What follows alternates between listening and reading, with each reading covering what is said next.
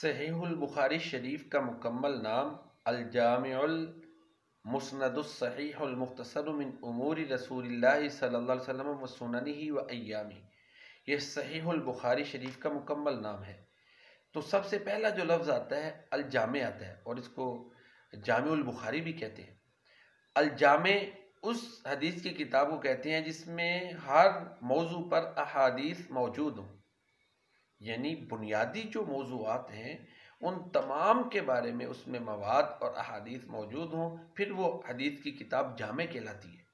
سیاہ ستہ میں سے دو جو ہے نا وہ جامع کتابیں ہیں، جامع ترمذی اور جامع الصحیح البخاری۔